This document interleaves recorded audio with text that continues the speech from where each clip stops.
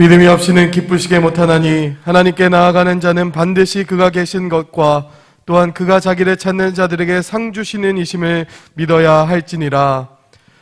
믿는 자들의 피난처가 되시는 하나님 아버지, 지난 한 주간도 크신 능력으로 저희를 붙들어 주시고 진리 가운데 인도해 주신 은혜에 감사드립니다. 주님 안에서 평안을 누리며 저희들이 오늘은 거룩한 주일을 맞이하여 성전에 모였습니다. 예배하는 모든 이들에게 참된 안식과 기쁨을 누리는 예배되게 하옵소서. 예수님의 이름으로 기원하옵나이다. 아멘.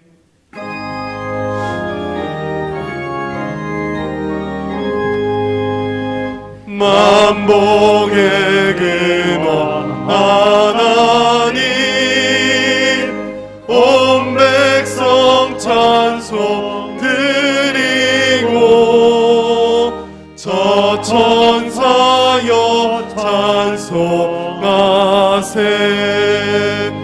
찬송 성부 성자 성령.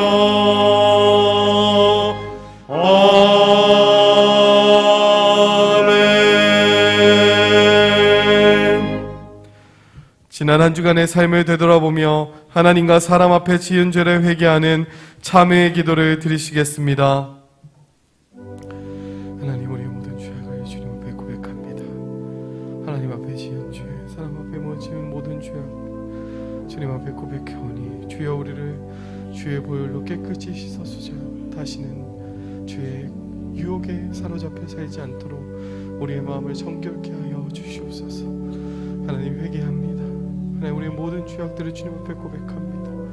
알게 지은 죄, 모르고 지은 죄 모두 주님 앞에 올려드리오니 하나님, 그 모든 죄악들을 깨끗이 씻어주사 다시 주의 거룩함으로 살아갈 수 있는 하나님, 우리 귀한 자녀들, 주의 성도들 될 수 있게 하여 주시옵소서. 하나님, 간절하옵나이다. 주여 도와주시옵소서. 그러므로 이제 그리스도 예수 안에 있는 자에게는 결코 정죄함이 없나니 이는 그리스도 예수 안에 있는 생명의 성령의 법이 죄와 사망의 법에서 너를 해방하였음이라. 아멘. 성시교독 17번입니다. 하나님이여, 찬송이 시온에서 주를 기다리오며 사람이 선을 주께 이행하리이다. 기도를 들으시는 주여, 모든 육체가 주께 나오리이다. 죄악이 나를 이겼사오니 우리의 죄가를 주께서 사하시리이다. 주께서 택하시고 가까이 오게 하사 주의 뜰에 거하게 하신 사람은 복이 있나이다. 땅을 건고하사 물을 대어 심히 윤택해 하시며 하나님의 강에 물이 가득하게 하시고 이같이 땅을 예비하신 후에 저희에게 곡식을 주시나이다. 초장에는 양떼가 입혔고 골짜기에는 곡식이 덮였음에 저희가 다 같이 즐기며 또 노래하나이다. 아멘. 전능하사 천지를 만드신 하나님 아버지를 내가 믿사오며 그 외아들 우리 주 예수 그리스도를 믿사오니 이는 성령으로 잉태하사 동정녀 마리아에게 나시고 본디오 빌라도에게 고난을 받으사 십자가에 못 박혀 죽으시고 장사한 지 사흘 만에 죽은 자 가운데서 다시 살아나시며 하늘에 오르사 전능하신 하나님 우편에 앉아 계시다가 저리로서 산자와 죽은 자를 심판하러 오시리라. 성령을 믿사오며 거룩한 공회와 성도가 서로 교통하는 것과 죄를 사하여 주시는 것과 몸이 다시 사는 것과 영원히 사는 것을 믿사옵나이다. 아멘.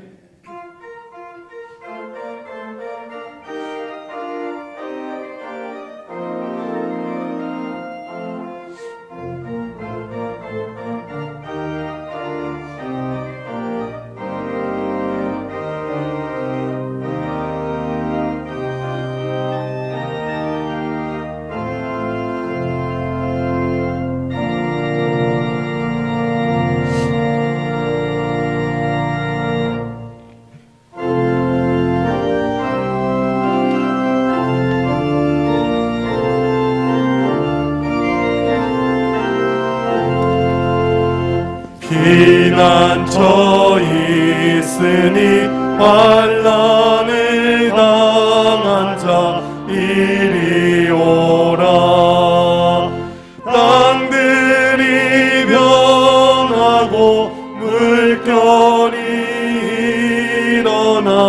산 위에 넘치네 두렵지 않네. 이방이 떠들고 나라들 모여서 진동하나. 우리 주 목소리 한번 말하시면 천하의 모든 것 망하겠네. 만유주 여호와 우리를 도우니 피난처요. 세상의 난리를 그치게 하시면 세상에 장검이 쓸데없네. 높으신 여호와 우리를 구하니 할렐루야. 괴로움이 심하고 환난이 극하나 피난처 있으니 여호와요.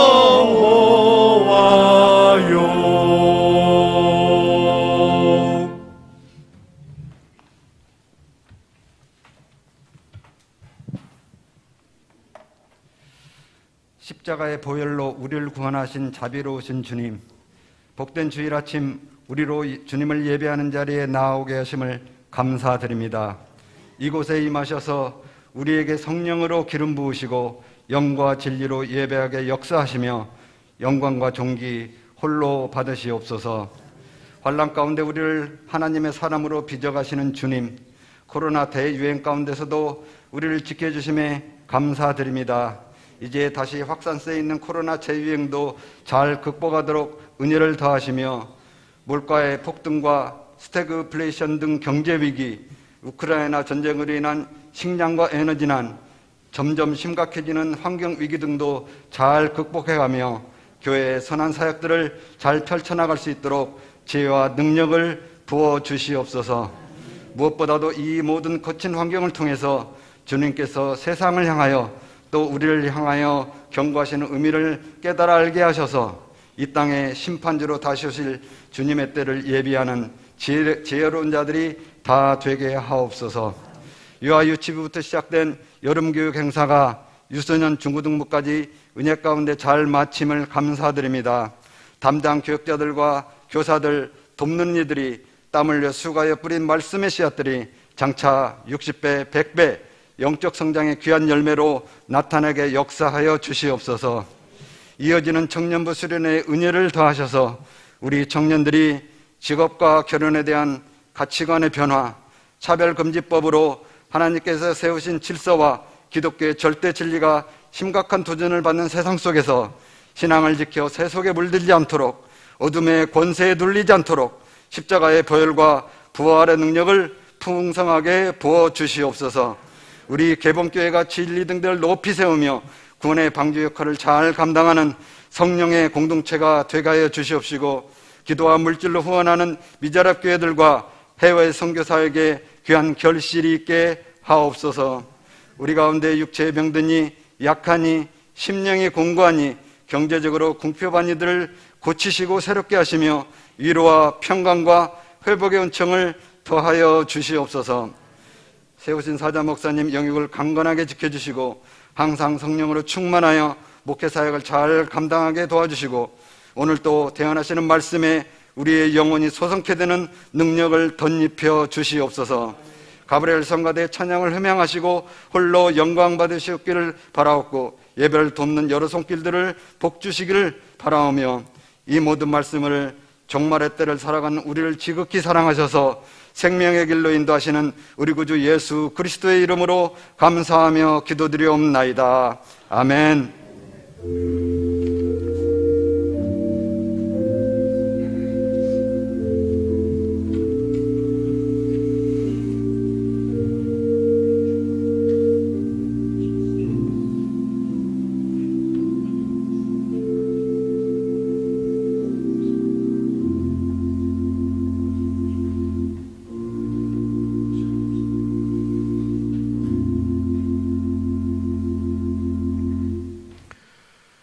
오늘 우리에게 주시는 하나님의 말씀은 세 곳입니다. 먼저 사무엘하 1장 1절 말씀입니다. 사울의 죽은 후라 다윗이 아말렉 사람을 도륙하고 돌아와서 시글락에서 이를 유하더니. 두 번째 사무엘하 1장 11절에서 12절 말씀입니다. 이에 다윗이 자기 옷을 잡아 찢음에 함께 있는 모든 사람도 그리하고 사울과 그 아들 요나단과 여호와의 백성과 이스라엘 족속이 칼의 죽음을 인하여 저녁 때까지 슬퍼하여 울며 금식하니라. 세 번째 사무엘하 1장 17절에서 27절 말씀입니다. 다윗이 이 슬픈 노래로 사울과 그 아들 요나단을 조상하고 명하여 그것을 유다 족속에게 가르치라 하였으니 곧 활노래라. 야살의 책에 기록되었으되 이스라엘아 너의 영광이 산 위에서 죽임을 당하였도다. 오라 두 용사가 엎드려졌도다. 이 일을 가드에도 고하지 말며 아스글론 거리에도 전파하지 말지어다. 블레셋 사람의 딸들이 즐거워할까? 할례받지 못한 자의 딸들이 개가를 부를까 염려로다. 길보아 산들아 너희 위에 우로가 내리지 아니하며 재물 낼 밭도 없을지어다. 거기서 두 용사의 방패가 버림받음이라. 곧 사울의 방패가 기름 부음을 받지 않음같이 되미로다. 죽은 자의 피에서 용사의 기름에서 요나단의 활이 물러가지 아니하였으며 사울의 칼이 헛되이 돌아오지 아니하였도다. 사울과 요나단이 생전에 사랑스럽고 아름다운 자러니 죽을 때에도 서로 떠나지 아니하였도다. 저희는 독수리보다 빠르고 사자보다 강하였도다. 이스라엘 딸들아 사울을 슬퍼하여 울지어다. 저가 붉은 옷으로 너에게 화려하게 입혔고 금놀이개를 너희의 옷에 채웠도다. 오라 두 용사가 전쟁 중에 엎드려졌도다. 요나단이 너희 산 위에서 죽임을 당하였도다. 내 형 요나단이여 내가 그들의 통함은 그대는 내게 심히 아름다움이라.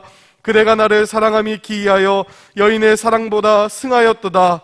오라 두 용사가 엎드려졌으며 싸우는 병기가 망하였도다 하였더라. 아멘.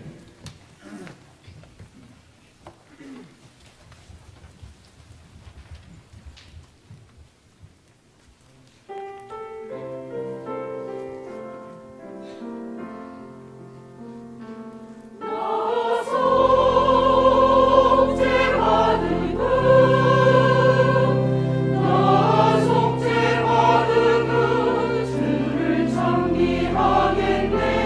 나 속죄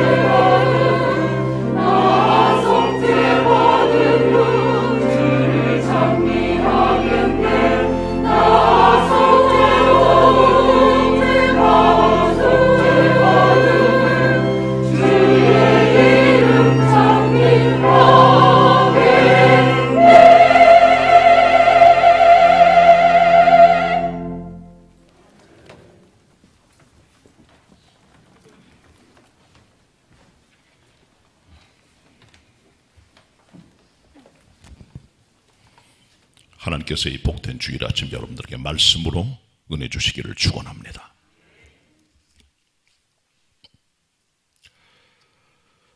다윗 임금은 뮤지션이었습니다. 음악가죠. 그는 작사와 작곡을 많이 했고 특별히 시편의 절반 정도는 다윗이 만든 노래들입니다. 그는 예배 음악을 장려해서 하나님의 성전 예배를 드릴 수 있도록 많은 악기를 창작했습니다. 이들을 통해서 관현악단을 만들고 합창단을 만들어 예배 음악을 앙양했습니다. 자기 자신도 수금을 탈 줄 아는 악기 연주자였습니다.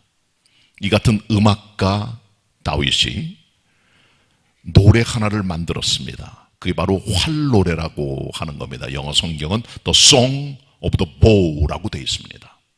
이 활은 무기입니다. 전쟁 무기. 활의 노래라고 하는 겁니다. 이 노래는 다윗이 사울 임금과 자기 친구 요나단의 죽음을 애도하면서 만든 노래인데 이 노래를 만들어 많은 백성들이 배울 수 있도록 가르치라고 합니다. 그리고 이 노래는 야살이라고 하는 야살의 책이라는 곳에 이제 기록이 되어 있는 그런 것인데 오늘 본문의 내용은 이 다윗의 활노래라고 하는 노래가 오늘 설교의 중심이 되겠습니다. 여러분 갖고 계신 성경 보면 사무엘하 1장 17절 18절 한번 같이 보도록 하겠습니다. 같이 읽겠습니다. 사무엘하 1장 17, 18절 시작. 다윗이 이 슬픈 노래로 사울과 그 아들 요나단을 조상하고 명하여 그것을 유다 족속에게 가르치라 하였으니 곧 활노래라 야살의 책에 기록되었으되 아멘. 아멘. 때때로 하나님께서는 백성들이 하나님 말씀을 잘 알아들을 수 있도록 하나님 말씀을 노래로 만들라고 명령했어요. 신명기 31장 32장에 보셔도 이스라엘 백성들의 마음속에 하나님 말씀이 각인될 수 있도록 신명기의 말씀을 노래로 만들어 배우도록 하라 그렇게 명령하신 것이 기록이 됩니다. 그만큼 노래가 주는 교육학적 임팩트가 있는 겁니다. 그래서 옛날에 복음성가라고 하는 노래가 많이 있었는데 그 모든 복음성가의 핵심은 성경 귀절입니다. 거기서 모든 게 나온 거죠. 복음성가를 통해서 하나님 말씀을 성경을 좀 더 교인들이 깨달아 알고 전달받을 수 있도록 하는 의미에서 그렇게 복음성가를 만드는 것을 우리가 보게 됩니다. 다윗도 사울 임금과 요나단의 죽음을 애도하면서 이 두 사람의 죽음을 애도하는 노래를 민간에게 가르쳐 증거함으로 말미암아 두 사람의 죽음의 위대함을 칭송하는 그런 내용들을 가르치게 했던 것이죠. 이것이 이제 다윗의 활노래의 유래임을 보게 되는데 이 다윗의 활노래를 보면 활노래라고 하는 것은 야살의 책에 기록되어 있다고 그랬습니다. 야살의 책은 지금 남아있지는 않지만은 구약 성경 시대에 전쟁의 승리를 모아놓은 어떤 역사책으로 보여집니다. 그래서 사울 임금과 그 아들 요나단의 장렬한 죽음에 대해서 기록해주고 있는 야살의 책에 이 스토리가 기록되어 있음을 여기서 밝혀주고 있고 야살의 책은 구약 성경에 딱 3번 기록이 돼요. 이런 책이 있었다. 이것은 아마 BC 8세기경까지 존재하다가 바벨론 포로 잡혀가면서 소실된 것으로 보이고 지금은 야살의 책이 남아있지는 않지만 그러나 이스라엘의 전승가들을 기록해 놓은 책이라 그렇게 우리가 이해할 수가 있을 것입니다. 이 같은 야살의 책에 기록되어 있는 다윗의 활노래에 대해서 우리가 지금 이 시간 상고하는 시간을 갖도록 합니다. 왜 하필이면은 활노래일까요? 이 제목에 우리는 조금 의문을 품게 되죠. 왜 노래 제목이 많은데 그 타이틀이 활노래냐 하는 겁니다.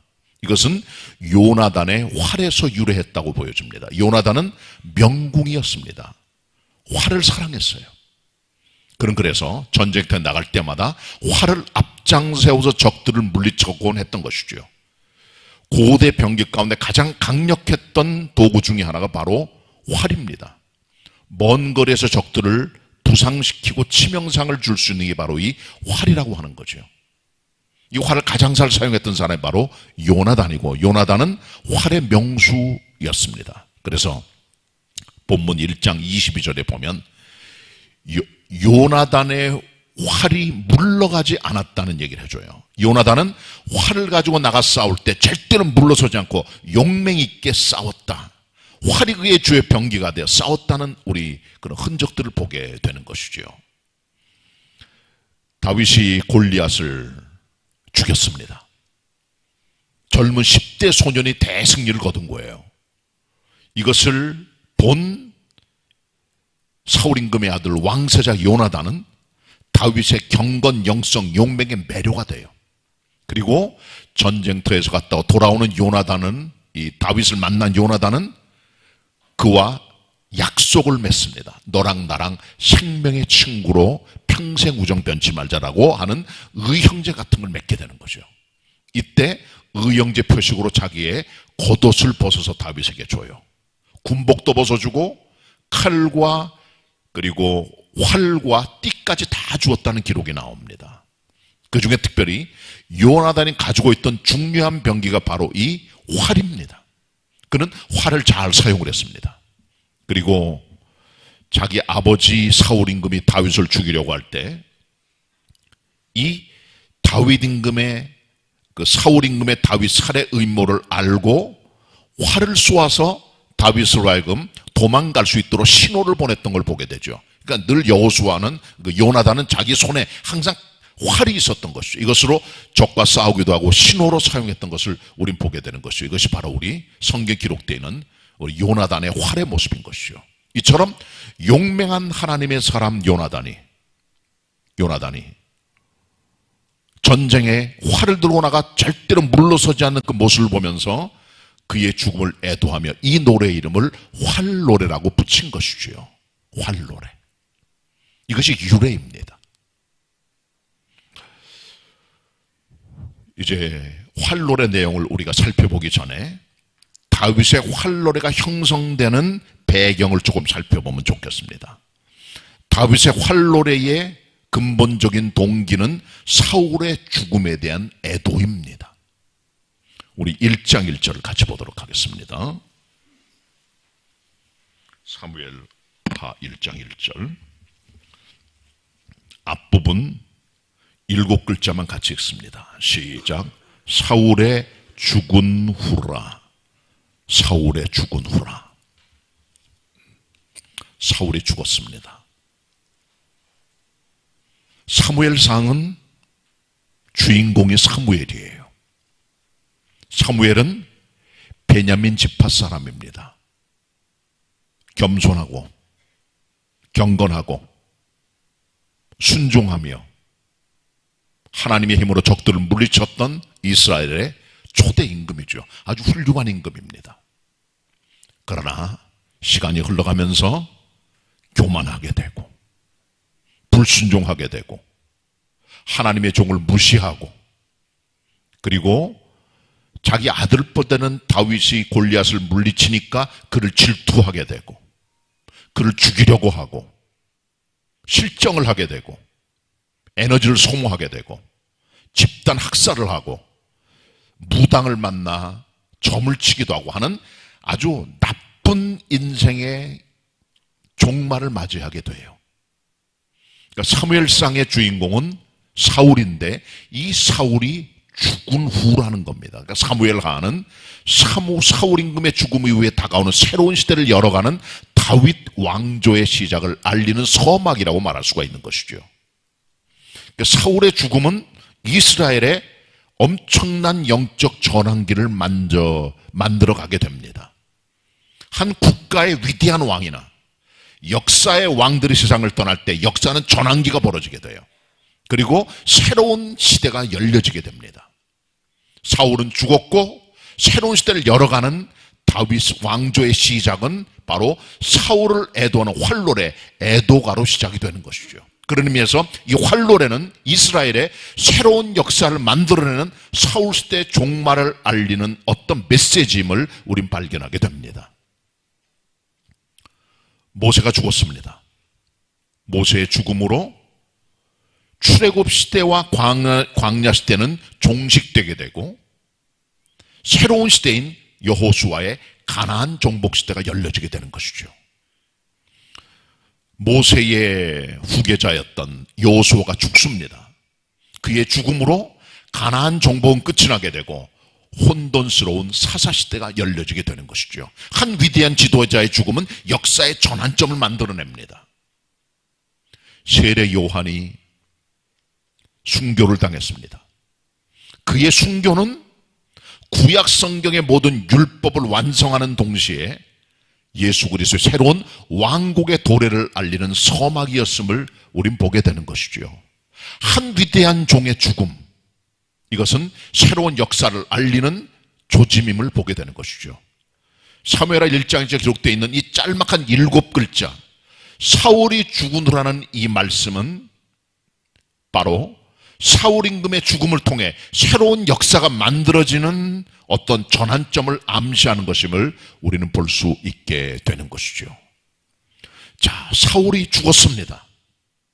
사울의 죽음을 바라보는 다윗은 어떤 반응을 보입니까? 여러분 아신 대로 사울은요, 다윗을 미워했습니다. 자기 아들뻘이에요. 한 번은 이스라엘 백성들하고 블레셋 군대가 전투를 벌이게 되었는데 블레셋 군대에 싸움을 돋구는 장수 하나가 있었어요. 골리앗입니다. 3m가 넘는 큰 사람입니다. 장군입니다. 누구도 그 사람 앞에 두려워 떨며 나설 자가 없을 때에 베들레헴의 목동 출신인 다윗이 나아갑니다. 물맷돈 하나를 가지고 이마에 쳐서 그를 쓰러뜨리고 자기에게 칼이 없으니 블레셋 사람의 장수 골리앗의 칼을 가지고 그의 목을 베어 가지고 돌아와 대승리를 거두게 되죠. 백성들은 새로 탄생한 영웅을 바라보며 다윗이 죽인 자는 만만이요 사울이 죽인 자는 천천히로다 노래를 하게 되는 것이죠. 사울도 위대한 장군이었지만은 자기에게는 천천의 영광을 돌리고 아들뻘인 다윗에게 만만의 영광을 돌리는 것을 불쾌히 여겨 그때부터 다윗을 주목하고 바라보게 됩니다. 그를 미워하게 되고 어느 날은 악신이 임하여 창을 들어 자기 아들뻘인 다윗을 죽이려고 창을 던지지만 하나님의 은혜로 다윗이 살아나게 되죠. 그는 살인 미수범이었습니다. 그리고요, 다윗이 미우니까 어떻게든 죽이려고 작업을 하는데 그를 죽이는 방법은 자기가 직접 죽이는 것보다는 블레셋 사람과 전투에 내보내 죽게 만드는 게 최상책이라 알고 자기의 딸인 미가를 다윗과 결혼을 시켜 다윗을 자기의 사위로 삼으려고 하는데 그때 조건을 내세워요. 블레셋 사람 100명을 죽여와라. 그럼 내 딸을 주겠다. 다윗은 황송한 마음을 가지고 나가 전쟁터에 나가 블레셋 사람 200명을 죽이고 옵니다. 깜짝 놀란 사울은 그때부터 더욱 다윗을 두려워하게 되면서 두 사람의 관계는 점점 멀어지게 되는 것이죠. 그리고 사울의 공격을 피해 다윗은 도망을 치게 됩니다. 굴로, 산으로, 들로, 광야로, 블레셋 옆에 나라로 미친 체 하면서 살면서 그의 인생 가장 어려운 때를 10년 이상을 보내게 돼요. 사울은 그를 죽이려고 쫓아오고 다윗은 도망다니고. 한 번은 다윗이 그의 선생이었던 선지자 사무엘과 함께 라마 나요트에 있을 때 사울 임금의 군대를 세 차례 보내요. 그러나 하나님께서 그들의 마음을 녹여 무장을 해제시켜서 결국은 전쟁의 이 싸움에서 별로 득을 보지 못하게 되죠. 한 번은 다윗이 도망을 치다가 먹을 게 없었어요. 도망 다니는 신세니까 높 땅에 있는 제사장 아히멜렉을 만나러 갑니다. 그에게 말합니다. 먹을 거 있으면 달라고. 그때 하나님의 성전에 있던 진설상에 배열된 진설병을 주면서 그것을 먹을 것으로 줄 뿐 아니라 다윗이 사용했던 골리앗의 칼을 그에게 무기로 주게 됩니다.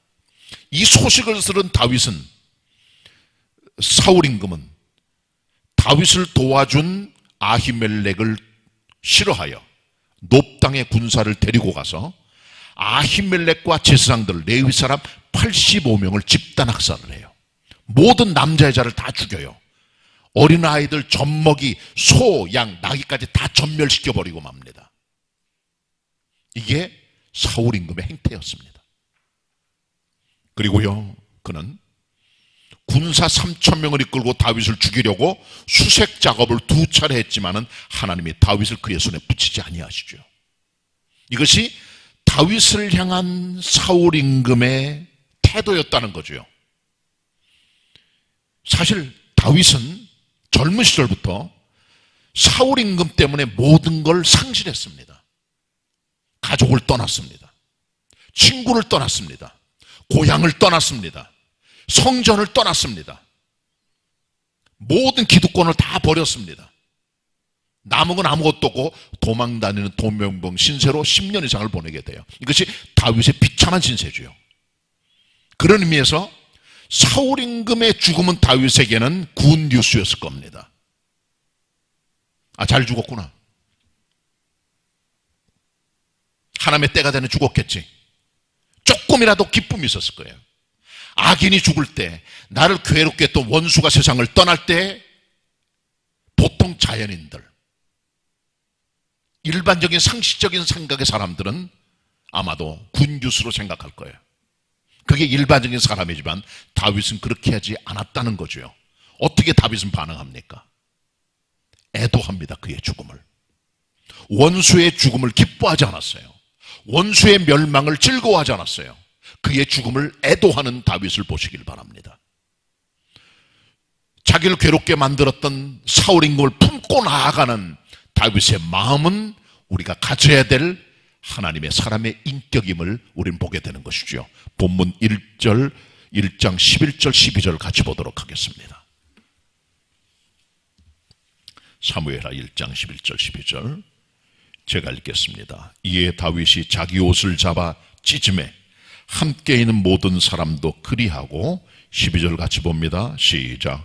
사울과 그 아들 요나단과 여호와의 백성과 이스라엘 족속이 칼의 죽음을 인하여 저녁 때까지 슬퍼하며 울며 금식하더니.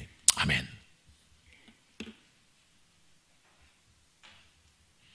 원수가 죽었습니다.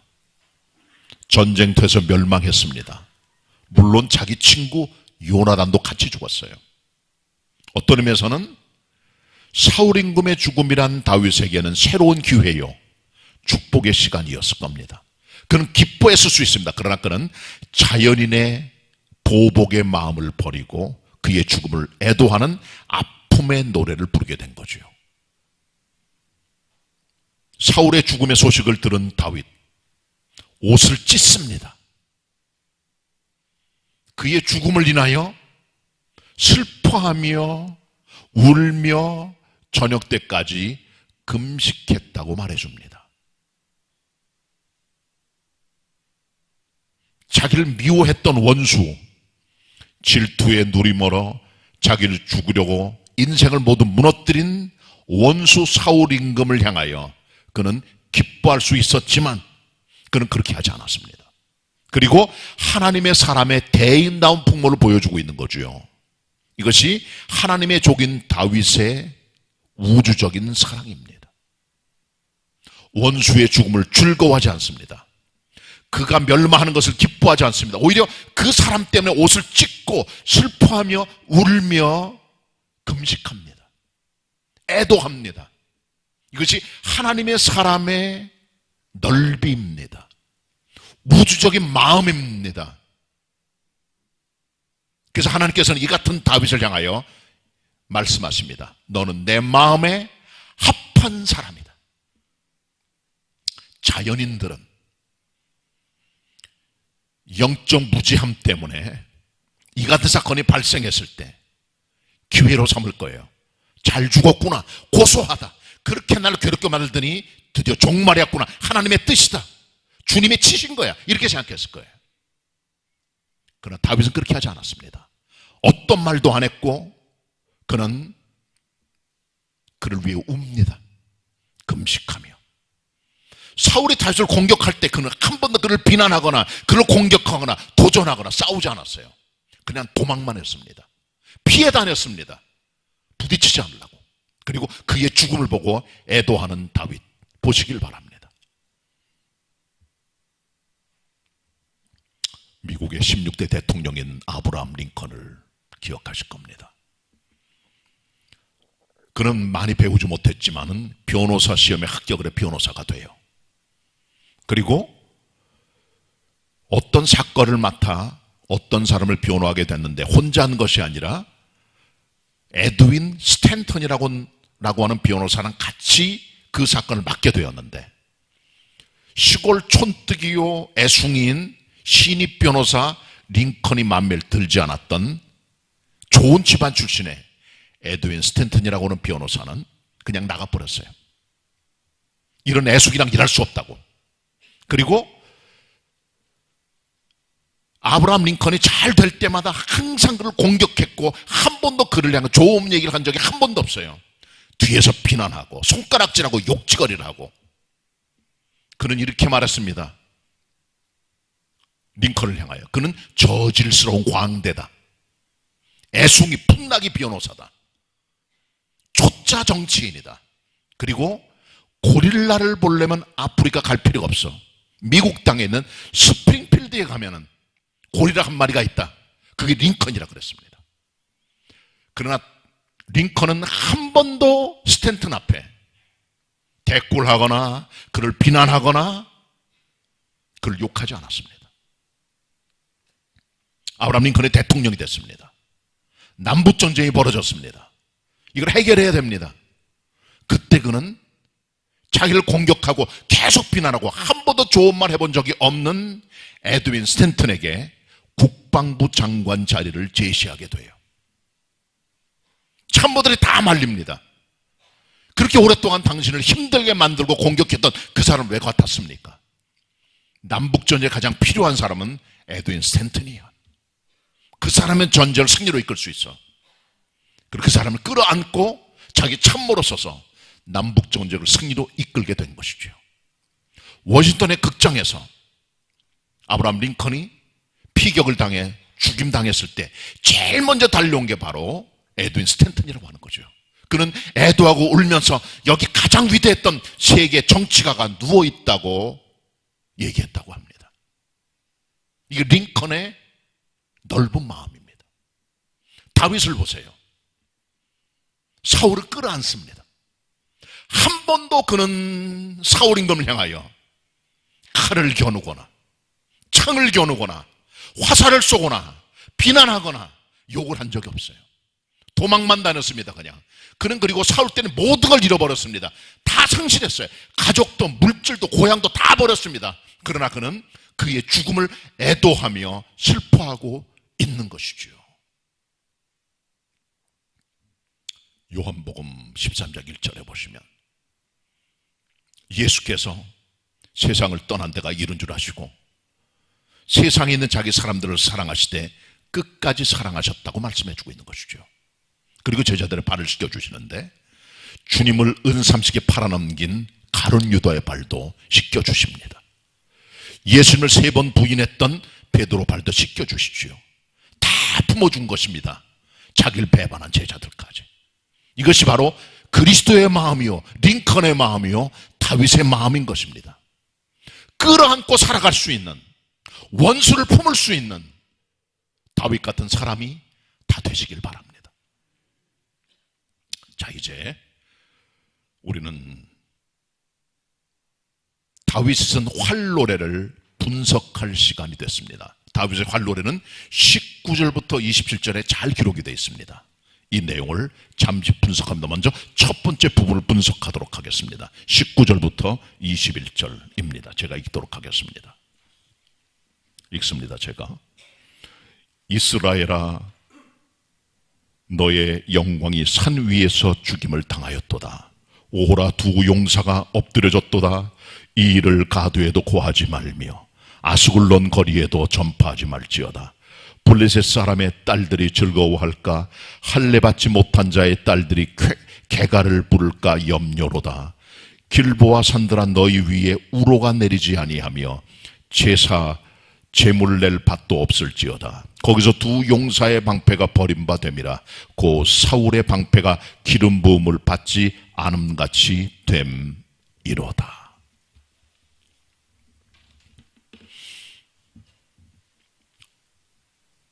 다윗은 사울 임금과 요나단이 같은 날 같은 시간에 길보아 산의 전투에서 블레셋 사람들에게 죽임을 당한 이 장렬한 전사를 바라보면서 그는 진정성 있는 애도를 하고 있습니다. 사울 임금과 요나단의 죽음을 이스라엘의 영광의 상실로 봐요. 19절에 보시면 이것은 두 사람의 장렬한 죽음에 대한 최대 찬사입니다. 이스라엘의 영광도 그 산에서 죽었다는 거예요. 그 영광이 사라졌다는 거예요. 두 사람의 죽음과 아울러. 그만큼 이 사울 임금과 요나단은 큰 용사들이었는데 두 사람의 죽음 때문에 이 민족과 이 나라는 큰 상실감에 빠져 있음을 그는 진정으로 애도하고 있습니다. 그는 이렇게 말합니다. 가드와 아술론에 가서 두 사람의 죽음을 말하지 말아라, 고하지 말아라, 전파하지 말아라. 가드와 아술론은 블레셋의 대표되는 두 성읍입니다. 두 사람의 죽음을 말하지 말아라. 왜? 거기 있는 여자들, 할례받지 못한 블레셋의 사람들이 다 괴가를 부르며 노래하며 기뻐할까 내가 두려워함이로다. 그렇게 말하면서 길보아 산에는 하늘로부터 우로가 내리지 않냐, 비와 이슬이 내리지 않고 재물을 낼 만한 밭도 없을 정도로 황폐하면 좋겠다. 왜? 거기서 두 사람이 죽었기 때문에, 방패가 버려진 곳이기 때문에. 그렇게 말하면서 그는 진정성 있는 마음을 가지고 두 사람의 죽음을 애도하는 걸 봅니다. 진정한 죽음에 대한 추도와 애도의 마음이 다윗에게 있던 것이죠. 보통 사람이 세상을 떠나면 우리는 일반적으로 형식적인 종류의 인사를 거낼 때가 많아요. 추도의 말을 할 때가 많아요. 어떤 때는 정치적으로, 어떤 때는 예의를 밟아, 어떤 때는 사무적으로, 어떨 때는 형식적으로 주도를 합니다. 다윗의 주도는 정치적인 쇼 아니었습니다.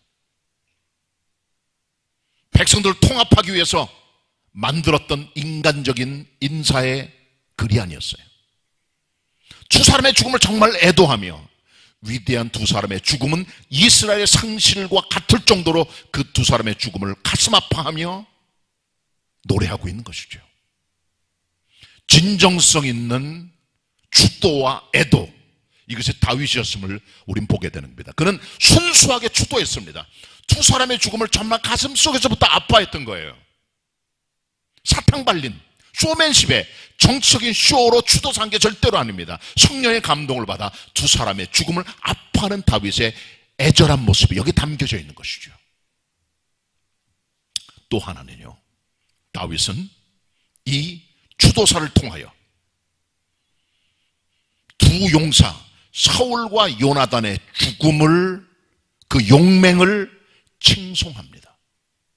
두 사람은 정말 용사였다는 거죠. 엄청난 사람들이에요.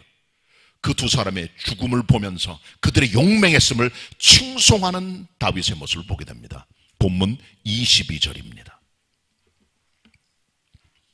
제가 읽겠습니다. 죽은 자의 피에서 용사의 기름에서 요나단의 활이 물러가지 아니하였으며 사울의 칼이 헛되이 돌아오지 아니하였도다. 사울과 요나단이 생전에 사랑스럽고 아름다운 자라니 죽을 때에도 서로 떠나지 아니하였도다. 저희는 독수리보다 빠르고 사자보다 강하였도다. 이스라엘 딸들아, 사울을 슬퍼하여 울지어다. 저가 붉은 옷으로 너희에게 화려하게 입혔고 금노리개를 너희 옷에 채웠도다. 오호라, 두 용사가 전쟁 중에 엎드려졌도다. 요나단이 너희 산 위에서 죽임을 당하였도다.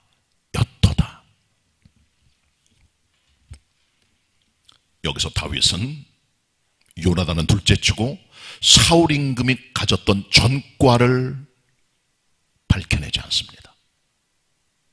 무당과 접촉한 것, 자기를 죽이려고 3,000명의 군대를 끌고 온 것, 자기를 도와주었던 선지자, 예언자 아히멜렉과 제사장 85명 가까이 모두 가족을 죽여버린 것, 살인 교사한 것, 그분 그 후에 과거의 잘못과 이런 것들을 절대 드러내잖아요. 그리고 그를 용맹한 하나님의 종으로 칭송합니다. 요나단은 활을 들고 절대로 전쟁터에서 물러서지 않았다는 거예요. 피비린내 나고 기름이 튀는 그 전쟁터에서 도망가지 않았다는 거예요. 활을 들고 싸웠다는 겁니다. 그리고 그의 아버지 사울은 칼을 들고 헛되이 돌아오지 않았다는 거예요. 죽음으로 모든 걸 마쳤다는 거죠. 이 두 사람은 독수보다 빠르며 사자보다 강한 사람들인데 한날 동시에 사랑하는 아름다운 두 부자가 같이 죽었다는 일을 그는 애도하고 있는 것이죠. 사실 여러분, 아버지와 아들들, 그것도 왕과 왕자들이 한꺼번에 죽은 사건은 성경에 드문 사건입니다. 악인들이 한꺼번에 부자간에 죽는 경우는 있어요. 시드기야 임금만 하는 게 불순종하다가 두 눈이 뽑혀 바빌론에 잡혀가게 되고 아들들은 다 죽임을 당하게 됩니다.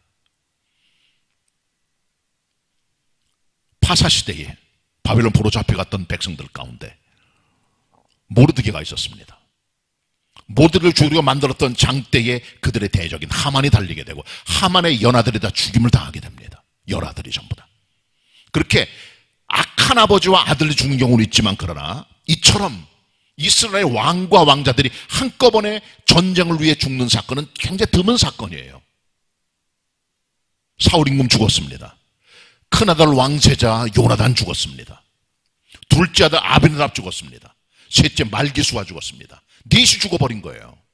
가슴 아픈 사건입니다. 그러나 그는 이 사건 앞에서 절대로 사울 임금의 과거나 죄악과 부족했던 실수들을 들춰내지 않습니다. 그리고 그의 용맹만을 노래합니다. 찬양합니다. 그리고 그는 이렇게 말합니다. 이스라엘 딸들아, 슬퍼하며 울어라. 사울 임금이 그동안에 왕 노릇했기 때문에 너희들이 보호를 받아 안전하게 살면서 화려한 빨간 옷을 입지 않았느냐? 너희 옷에다가 금노리개를 달지 않았느냐? 이것은 바로 사울 임금의 왕 노릇 때문에 생긴 너희들의 평안과 안정과 보호만이냐? 라고 하며 그의 죽음을 울라고 말합니다. 이처럼 다윗은 사울임과 그의 아들 요나단의 죽음을 아파하면서도 그들의 용맹을 칭송하는 애도를 주저하지 않는 것이죠. 자, 그리고 마지막으로 다윗은 요나단의 우정을 사모하면서 26절, 27절을 쓰고 있습니다. 같이 보겠습니다. 26, 27절입니다. 합독합니다. 26, 27 시작. 내 형 요나단이여, 내가 그대를 애통함은 그대는 내게 심히 아름다움이라. 그대가 나를 사랑함이 기이하여 여인의 사랑보다 승하였도다. 오호라, 두 용사가 엎드러졌으며 싸우는 병기가 망하였도다 하였더라. 아멘. 여기서 다윗은 요나단을 내 형이라고 말합니다. 영어 성경은 my brother, 내 형제. 내가 너 때문에 애통하는 것은 너의 나를 향한 사랑이 여자보다 승하기 때문에. 여자가 남자를 사랑을 이상으로 내가 나를 정말 사랑하며 그 우정이 얼마나 돈독했는가. 가슴이 아프다라고 하면 그 우정을 사모하고 있는 것을 우린 발견하게 되죠. 골리앗을 쳐부수고 돌아오는 10대의 소년 다윗을 보는 순간 왕세자 요나단은 그에게 매료가 된 것이죠. 그의 성품, 그의 인격, 그의 용맹, 그의 믿음, 그의 경건, 그의 신앙을 보고 당장 두 사람이 생명의 의형제 언약을 맺게 됩니다. 그리고 요나단은 모든 걸 다 줘요. 겉옷을 벗어줍니다. 왕자의 군복을 벗어줍니다. 칼을 줍니다. 아꼈던 활을 줍니다. 띠를 줍니다. 다 벗어줘요. 그리고 그를 위해 모두를 헌신하게 되는 것이죠. 그리고 다윗이 왕되기를 기뻐합니다. 나는 너의 다음이 되겠다. 내가 먼저 되라 라고 말하는 것을 우린 보게 되죠. 왕세자의 기득권을 다 내려놓습니다. 여자가 남자를 사랑하는 이상으로 그 우정의 돈독함을 요나단이 보여주었고, 이 같은 것을 본 다윗은 그의 우정을 사모하며 칭송하며 이 노래를 맺고 있는 것을 우린 보게 되는 것이죠. 세상에 친구들이 많아요. 많은 친구들은 우리 친구들은 아닐 수도 있습니다. 여러분이 힘들 때 여러분의 친구들이 구별이 됩니다. 진정치 않은 친구들은 힘들 때 떠나갑니다. 멀어집니다. 진정한 친구들은 그때 다가와요. 왜? 우리를 그대로 사랑한 사람이니까. 명함을 왜 건네줍니까? 왜 같이 밥을 먹습니까? 왜 같이 얘기 나눕니까? 상대방이 나에게 이득을 줄까봐, 이를 통해 저 사람이 내게 사업에 도움을 줄까봐, 나한테 한 표를 줄까봐 생각하는 거예요. 그건 정치적인 친구입니다. 계획적인 친구입니다. 다윗 보는 순간 요나단은 다 줬습니다. 순수한 사랑입니다. 그 둘 사이는 어떤 이기적인 것이나 어떤 재물이나 명예 아무것도 없습니다. 그냥 사랑한 거예요. 둘이 거래 엮여졌고 그 사랑 때문에 다윗이 용기를 내서 여기까지 올 수 있었던 것이죠. 오래전에 런던에 큰 폭풍이 불어왔습니다. 큰 비가 내려 홍수가 져서 집들이 떠내려가고 사람들이 죽고, 그 풍파 때문에 많은 나무들이 뽑히고 많은 자연재해를 입었어요. 근데 런던 근교의 어떤 숲에 나무들이 몽땅 다 뽑혀버렸어요. 한두 그루가 아닙니다. 그런 경우는 굉장히 드물기 때문에 학자들이 연구를 하려고 그것을 가봤더니 진짜 모든 나무들이 완전히 송두리째, 뿌리째 뽑혀 있는 거예요. 숲에 있는 모든 나무들이. 기해서 이들이 연구를 한 결과 나무를 식목할 때 잘못 식목한 거예요. 산의 나무를 식목할 때는 거리를 적당히 가깝게 해서 뿌리 내리는 뿌리들이 서로 얽히게 만들어서 풍파가 와도 흔들리지 않도록 만드는 거죠. 그러나 너무 거리를 멀게 떼놓은 거예요. 지혜롭지 못한 식목자들이죠. 그래서 혼자 다 자기가 잘하고 있는 겁니다. 그러다 보니까 뿌리가 얽히지 않아 바람이 불어올 때 다 날아가 버린 거예요. 뿌리째 뽑히게 되고. 사랑의 삼겹줄, 그게 중요합니다. 전도서 4장에 기록한 대로. 이게 진정한 사랑입니다. 요나단과 다윗의 우정은 어떤 이해관계 없는 순수한 사랑과 섬김의 관계였다는 거죠. 그 요나단의 죽음을 보며 다윗은 그의 우정을 사모하며 이 노래를 마무리 짓고 있음을 우린 발견하게 됩니다. 이것이 바로 다윗의 활노래입니다. 다윗, 자기 원수, 괴롭게 했던 인물, 평생 그의 삶에 아픔을 준 인물을 끌어안고 그의 죽음을 보며 애도하며 가슴 아파하며 자기 친구 요나단의 죽음을 애도하며 이 노래를 만들고 있습니다. 다윗 같은 마음으로 품고 나감을 통해 평화와 선을 만들어낼 수 있는 하나님 마음에 합한 믿음의 사람들이 다 되시기 바랍니다. 기도하겠습니다. 주님, 다윗 같은 마음 품고 살게 하옵소서. 사울의 죽음을 애도하며 그를 끌어안았고 자기 친구 요나단을 애도하며 그는 활노래를 지었습니다. 오 하나님 아버지, 저희들의 삶에도 다윗 같은 마음, 하나님 마음에 합한 마음이 늘 충만할 수 있도록 우리 가운데 함께하여 주옵소서. 그리스도 예수의 마음을 품고 살아가게 하여 주시옵소서. 예수님의 이름으로 기도드립니다. 아멘.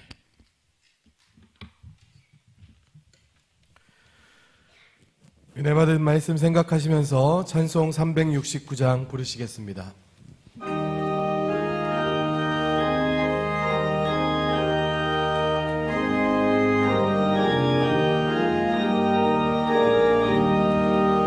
내 맘과 정성을 다하여서 주 너의 하나님을 사랑하라. 내 몸을 아끼고 사랑하듯 형제와 이웃을 사랑하라. 주께서 우리에게 명하시니 그 명령 따라서 살아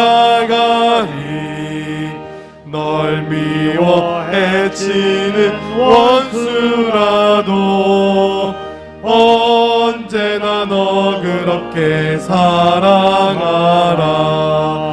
널 핍박하는 자 위에서도 진실한 마음으로 복을 빌라. 주께서 우리에게 명하시니 그 명령 따라서 살아가리.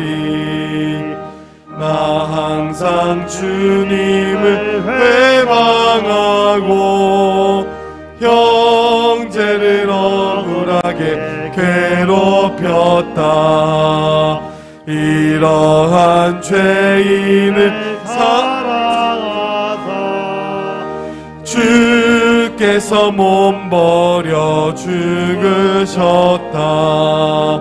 속죄 큰 사랑 받으리모 생명을 다 바쳐 충성하리.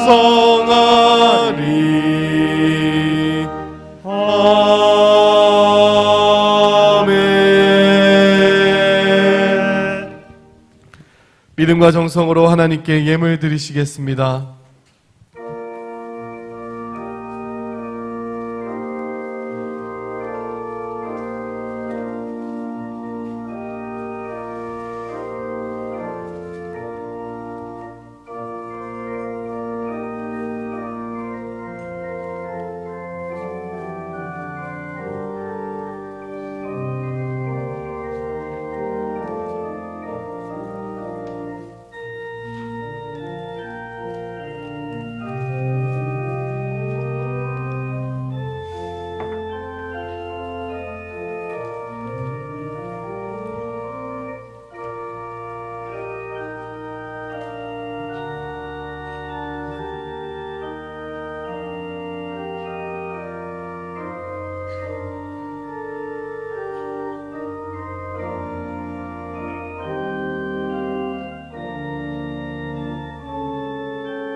다 같이 일어나셔서 봉헌 찬송하시겠습니다.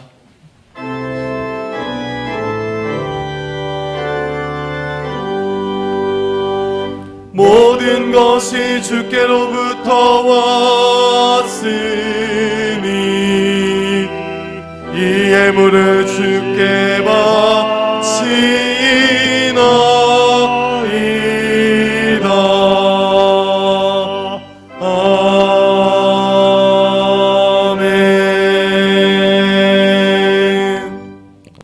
은혜로우신 하나님, 오늘 저희를 여기 있게 하시고 예배하는 자리에 설 수 있도록 함께 하심을 감사드리며 주의 성소를 사모하는 마음이 다윗 같게 하심을 감사를 드립니다. 평생 주님의 성소를 사모하는 마음 버리지 말게 도와주시고 같은 마음으로 동일하신 주님을 섬기는 우리의 믿음과 마음 되게 하여 주옵소서.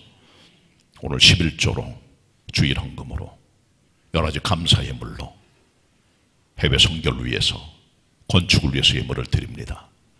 드린 성도들의 손길, 저들의 마음 정성 어여삐 보시고 이 예물을 다 흠양해 주시고 저들의 축복을 내려주시되 신령한 하늘의 축복들이 땅에 기름지고 윤택한 은총들이 저들의 삶에 가득 넘쳐 부족함이 없게 하시고 드릴 뿐 아니라 베푸고 나눌 수 있는 넘치는 은혜가 저희들의 손에 가득하게 하여 주시옵소서.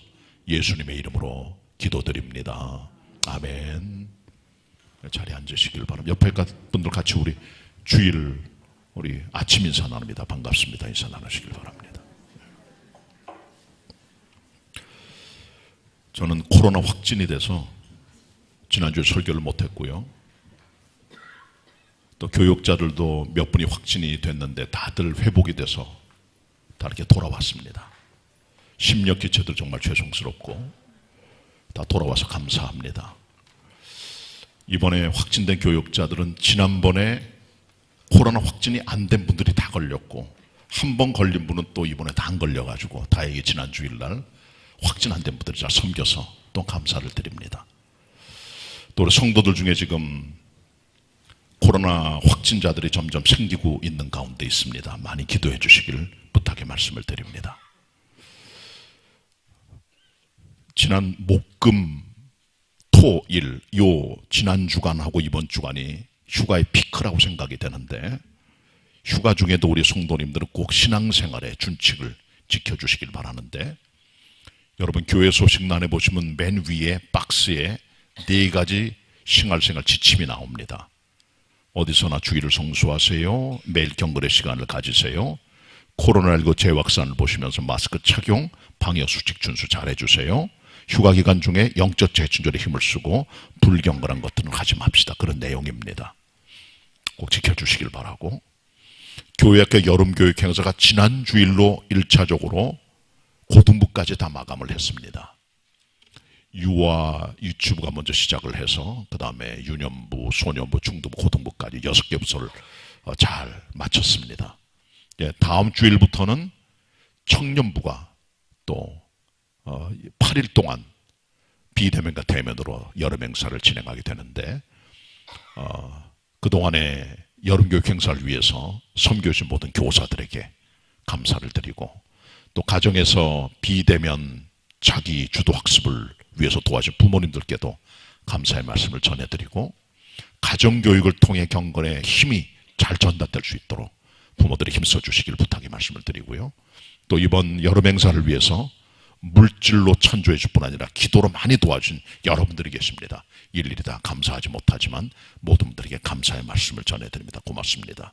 나머지 우리 청년 119 연합순회도 잘 될 수 있도록 기도해 주시기를 바랍니다.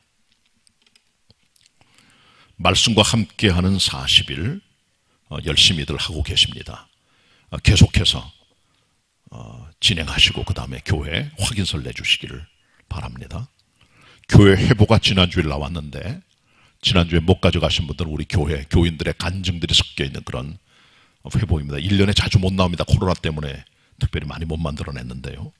오늘 지난주에 나와서 예배 후에 안 가져가신 분들 가져가시길 바라고, 몸이 불편해 교회에 나오지 못한 분들이나 여러 가지 때문에 못 나온 분들은 저희가 가정으로 발송해 드리도록 하겠습니다. 샤론 성가대가 쉼 없이 또 달려오셔서 또 여러 가지 봉사를 다 많이 하시기 때문에 여름에 휴가를 갔습니다. 이번 수요일부터 세 주간 동안 샤론 성가대 방학이니까 그렇게들 하시고 기도해 주시고 충전해서 다시 돌아와 섬겨주시기를 바랍니다.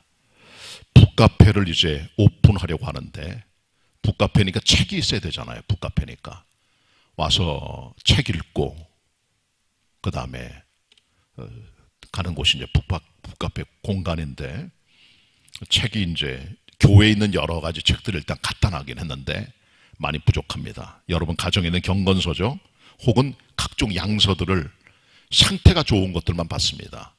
저희들이 함께 모아서 그 안에 비치해 놓으면 여러분들이 와서 책도 읽고 공부하는 그런 공간을 활용하도록 하겠습니다. 아직 끝나지 않았지만 여름 행사를 위해서 계속 기도해 주시길 부탁의 말씀을 드리고요. 우리 교역자들도 휴가 중에 있고 또 직원도 휴가 들어가고 교육자님도 휴가 하는 분이 계십니다. 위해서 기도해 주시길 바랍니다. 진옥순 권사님 하나님의 부름을 받으시고 소천하셔서 지난주가 장례를 마치게 되었습니다. 잘 봉사하시고 섬겨오신 우리 교회 초창기 멤버인데 하나님 부름을 받으셔서 많은 분들이 아파하고 있습니다. 많이 기도해 주시길 바라고, 유족들을 위해서 격려의 말씀을 잊지 말아 주시길 바랍니다. 또 입원하시는 집사님도 계시고요. 그 다음 이사하신 가정도 있습니다. 위해서 기도해 주시기를 바랍니다. 같이 우리 금주 찬양 부르도록 하겠습니다. 주의 인자는 끝이 없고 그의 자비는 무궁하며 아침마다 새롭고 늘 새로우니 주의 성실이 큼이라. 성실하신 주님, 변함없는 주님을 바라보는 노래입니다. 같이 불러보도록 하겠습니다.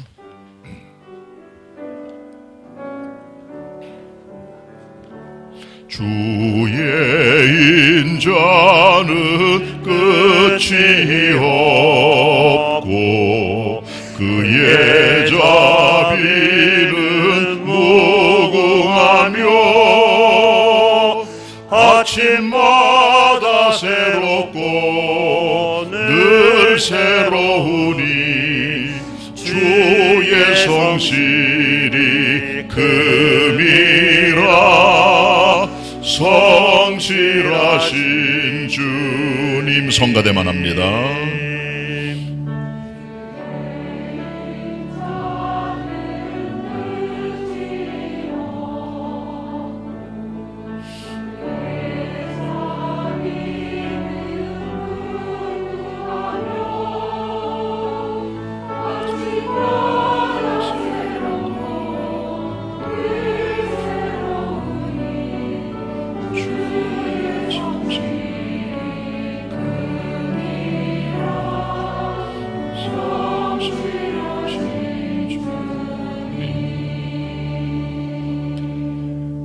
히브리 13장 8절에 보면 예수 그리스도는 어제나 오늘이나 영원토록 동일하시니라 그렇게 말씀해 주고 있습니다.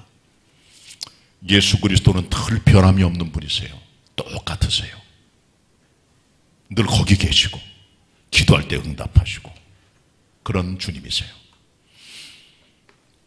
그 주님의 성실하심처럼 살아가는 삶, 이게 믿음의 가장 중요한 덕목입니다. 성실한 주님을 바라보는 믿음 갖고 사시길 바라고 다시 한번 주님의 인자와 주님의 자비를 기억하면서 함께 우리 노래 한번 더 부르도록 하겠습니다.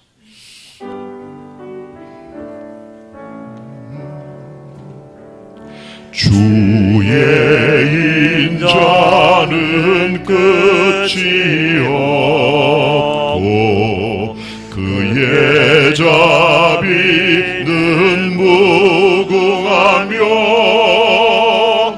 아침마다 새롭고 늘 새로우니 주의 성실이 금이라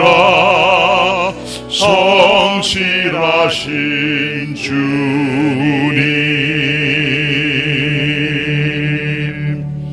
아멘. 한 주간 믿음으로 승리하는 성도들이 다 되시길 바랍니다.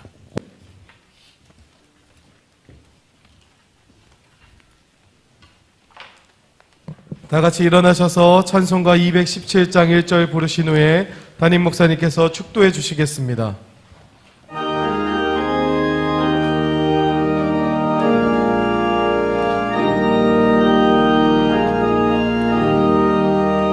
주님의 뜻을 이루소서.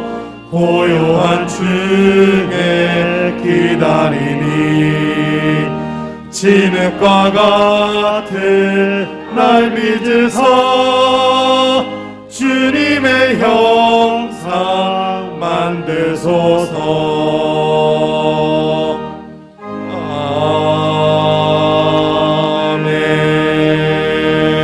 아멘.